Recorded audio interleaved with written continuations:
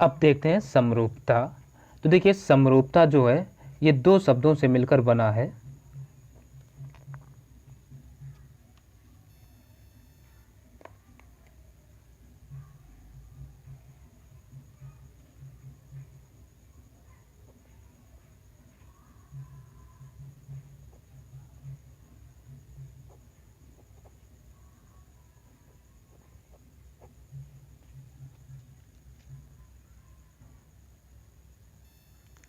सम धन रूपता। तो अब देखिए सम का अर्थ होता है समान, ठीक, और रूपता का अर्थ होता है रूप वाला या जैसा, ठीक है ना, समान रूप वाला या समान रूप जैसा। तो ये समरूपता का अर्थ हुआ। तो इसके अनुसार जो समरूपता की परिभाषा बनेगी तो हम कह सकते हैं अर्थात समान रूपता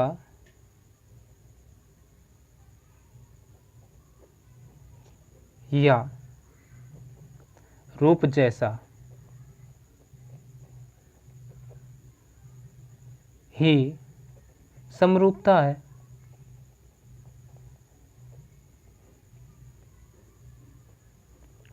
ठीक, तो ये हमने बिना पढ़े नाम से ये परिभाषा निकलकर सामने आ रही है। यदि इसको और अच्छे तरीके से हम लिखना चाहें तो जो हमें परिभाषा मिलेगी तो वो कुछ इस तरीके से होगी। तो ये हमारी हो गई परिभाषा, समान रूपता या रूप जैसा ही समरूपता है। तो इसमें हमें यही देखने को मिलेगा कि एक के जैसा, अब जैसे ये पेन है, ठीक है, ये समरूप है, रंग भले अलग अलग हो परंतु दोनों समरूप हैं, एक जैसा है, ठीक है ना। अगर रंग को हम छोड़ दें तो बाकी सब कुछ एक जैसा ही है, तो ये समरूप है। तो एक जैसी इनकी रूपता है तो ये समरूप हुए। तो अब इसमें और ही जो महत्वपूर्ण बिंदु हैं उनको हम देखेंगे। बात करते हैं समरूप आकृतियों की। तो देखिए समरूप आकृतियाँ क्या होती हैं। दो आकृतियाँ समरूप कहलाती हैं जिनके आकार समान हों, फिर चाहे उनकी माप समान हो अथवा न हो। यहाँ पर आकार उनका समान होना चाहिए, रूप समान हो अथवा न हो, कोई फर्क नहीं पड़ता, ठीक है ना। तो देखते हैं, जैसे यहाँ पर हमने एक ये वर्ग बनाया, ठीक है ना, समझना है कि ये एक वर्ग है, और एक ये वर्ग बना लिया,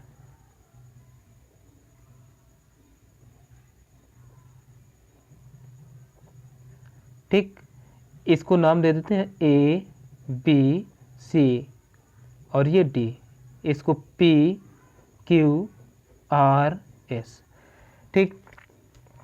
तो अब इसकी प्रत्येक भुजा नाम दे देते हैं, ए है और ये बी बी बी बी। तो यहाँ पर इनका आकार दोनों तो एक जैसा है क्योंकि वर्ग है, तो ये समरूप है, समान रूप है, ठीक है ना। अगर एक वर्ग हो एक आयत हो तो वो समरूप नहीं होंगे। तो यहाँ हमें यही समझ में आ रहा है कि समरूप आकृतियाँ वही आकृतियाँ कहलाती हैं जिनके आकार समान हो, फिर चाहे उनकी माप यानी साइज समान हो अथवा ना हो। छोटे बड़े हो सकते हैं लेकिन वो समरूप ही होंगे यदि उनका आकार समान है। तो ये हमें समरूप आकृतियाँ जो हैं समझ में आया।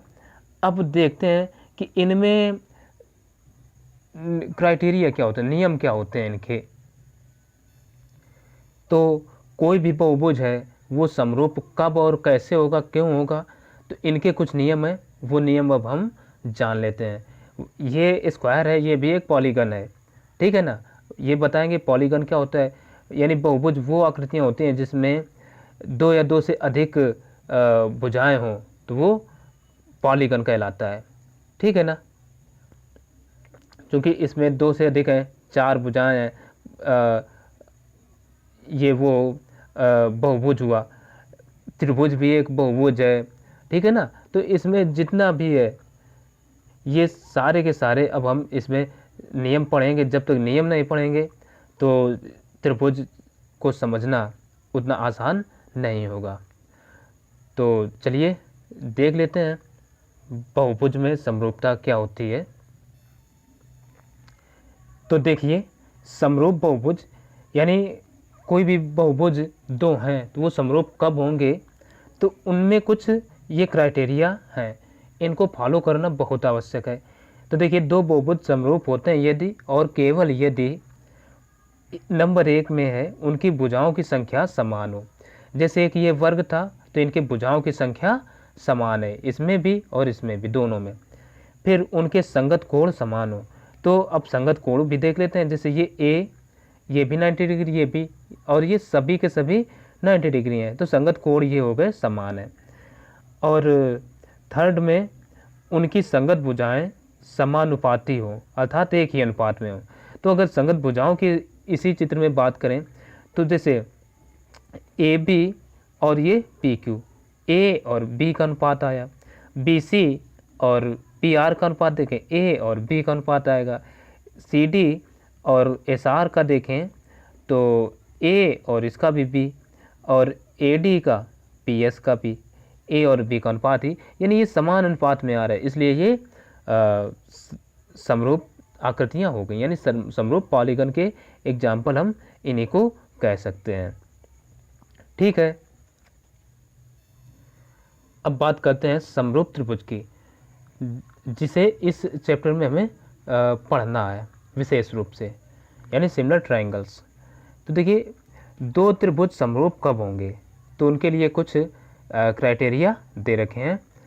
तो उनके संगत कोण समान हो, उनकी संगत भुजाएं समानुपाती हों, और भुजाओं की संख्या तो त्रिभुज में 3 ही होती है, तो उससे तो कुछ लेना देना ही नहीं है, त्रिभुज हैं तो 3 भुजाएं ही होंगी। तो विशेष जो क्राइटेरिया हैं वो यही होने चाहिए, उनके संगत कोण समान हो और उनकी संगत भुजाएं समानुपाती हों, यानी समान अनुपात में हों। तो अब हम जैसे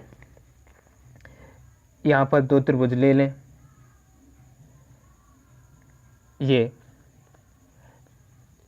ए बी सी, अगर हम इसको कह दें कि ये 1 है, ये 2 है, ये 3 है, ये 1, ये 2 और ये 3, तो ये दोनों त्रिभुज समरूप होंगे, ठीक है ना। तो जैसे हम कुछ चित्र बनाकर समझाते हैं।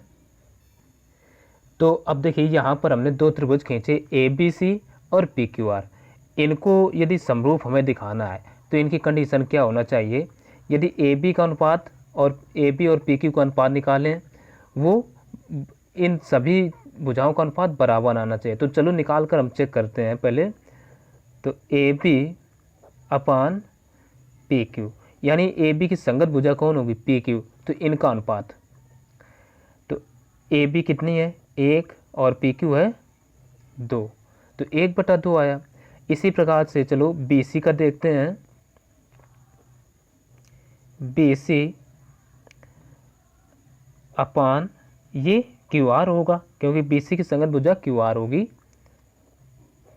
क्यू आर, तो ये बराबर आएगा 3/6, तो 3 एकम 3, 3 दूना 6 बराबर 1/2 आ गया। और देख लेते हैं ए सी अपान पी आर, तो ये आएगा 2/4, 2 एकम 2, 2 दूना 4 बराबर 1/2। तो इन सभी भुजाओं का अनुपात जो आया वो समान आया, यानी 1/2। तो यहाँ से हम कह सकते हैं, अतः त्रिभुज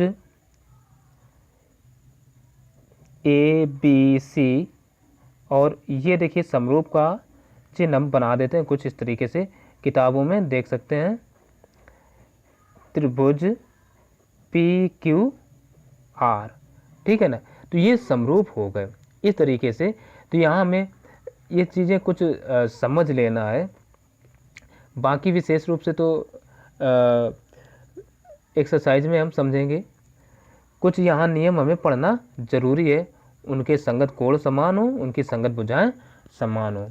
तो अब कुछ एक आध चीज़ें और देख लेते हैं, जैसे समान कोणिक त्रिभुज, ये क्या होते हैं। समान कोणिक त्रिभुज, इक्विएंगुलर ट्रायंगल। तो ये देखिए, तो समान कोणिक त्रिभुज यानी जिनके कोण समान हो, ऐसे त्रिभुजों की यहाँ पर बात हो रही है। तो अब यहाँ पर समान कोणिक त्रिभुज कौन होंगे। तो देखिए, दो त्रिभुज समान कोणिक तब होंगे जब उनके कोण समान हो, ठीक, यानी संगत कोण समान हो। तो हम लिख सकते हैं दो त्रिभुज समान कोणिक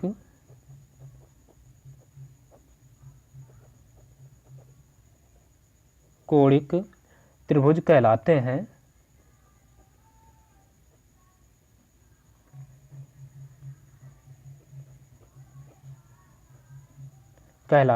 हैं। यदि उनके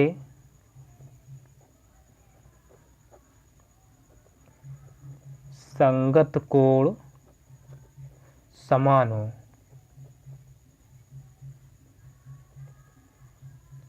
ठीक, उनके संगत कोण समान होने चाहिए। तो ये त्रिभुज कहलाएंगे समान कोणिक। कुछ उदाहरण के लिए देखते हैं कैसे।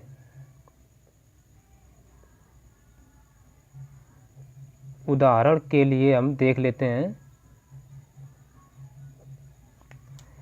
अब कोई भी यदि हम समरूप त्रिभुज लें, नहीं हाँ समरूप त्रिभुज, तो ये कैसे होंगे, समान कोणिक होंगे।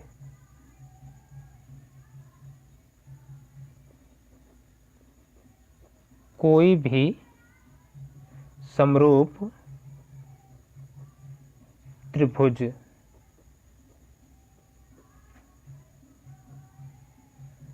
समान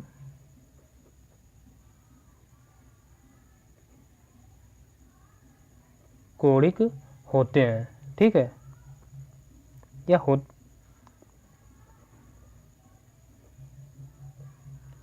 होते हैं। और प्रत्येक समबाहु त्रिभुज समान कोणिक होगा, ठीक।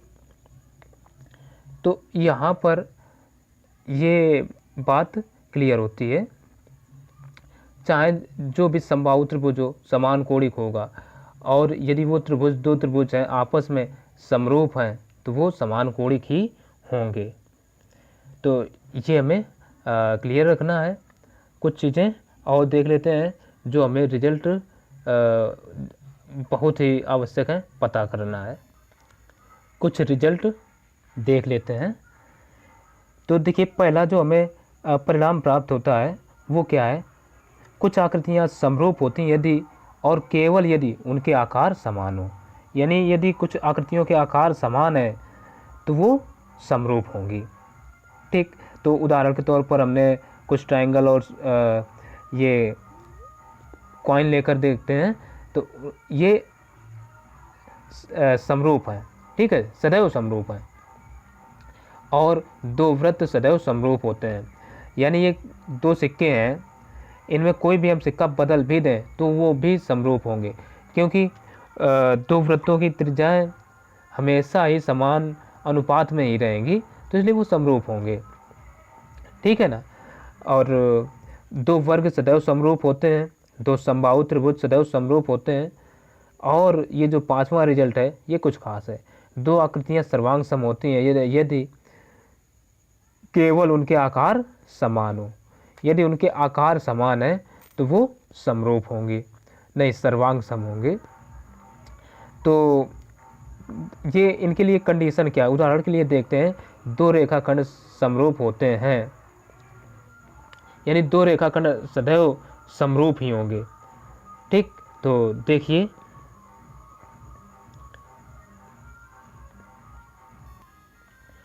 देखिए, यहाँ पर दो रेखाखंड हमने एक ए बी लिया और एक पी क्यू।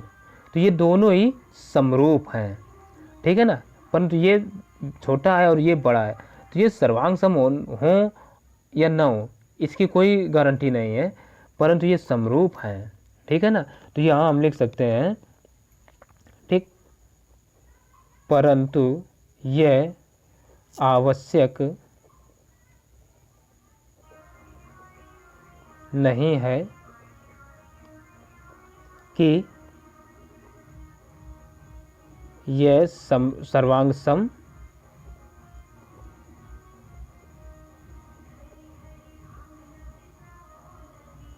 हो, ठीक है। ये बिल्कुल भी आवश्यक नहीं है कि ये सर्वांग सम भी हो। समरूप तो होंगे, ये श्योर है, परंतु सर्वांग सम भी हो ये नहीं हो सकता। हो भी सकते हैं और नहीं भी हो सकते। तो अब इसके लिए और एक रिजल्ट देखते हैं। अब ये जो रिजल्ट है वृत्त से रिलेटेड है। कह रहा है 2 वृत्त सदैव समरूप होते हैं, परंतु 2 वृत्त सर्वांग सम तभी होते हैं जब उनकी त्रिज्याएं समान हो। अब यहाँ पर देखिए, हमने एक ये वृत्त बनाया जिसकी त्रिज्या चलो r मानते हैं, r है, और एक ये वृत्त बनाया जिसकी त्रिज्या हो गई कैपिटल R। तो ये समरूप तो हैं, क्योंकि इसकी कहीं भी कोई भी त्रिज्या होगी वो r स्मॉल r ही होगी, इसकी कोई भी त्रिज्या लें वो कैपिटल R ही रहेगी। तो इन दोनों का अनुपात जो है वो समान होगा, लेकिन त्रिज्या समान नहीं होगी, इसलिए ये सर्वांग सम नहीं होंगे, ठीक है। समरूप तो होंगे लेकिन सर्वांग सम नहीं होंगे, ठीक। यहाँ कुछ हम विशेष एक चीज़ देख लेते हैं। सर्वांग सम आकृतियाँ सदैव समरूप होती हैं, परंतु समरूप आकृतियाँ सदैव सर्वांग सम नहीं होती। तो देखिए, क्योंकि ये समरूप तो हैं लेकिन सर्वांग सम नहीं है, तो ये विशेष हमें याद रखना है कि समरूप हैं तो वो निश्चित नहीं है कि ये सर्वांग सम ही हो। सर्वांग सम हो भी सकती हैं और सर्वांग सम नहीं भी हो सकती हैं। तो चलिए, बस इस वीडियो में इतना ही था, और अगले वीडियो में अब हम कुछ थ्योरम्स प्रूव करवाएंगे। बहुत ही महत्वपूर्ण थ्योरम, थेल्स प्रमेय और उसका विलोम। तो बस बने रहिए हमारे चैनल पर NCERT स्पेशलिस्ट के साथ। फिर मिलेंगे अगले वीडियो में, तब तक के लिए नमस्कार।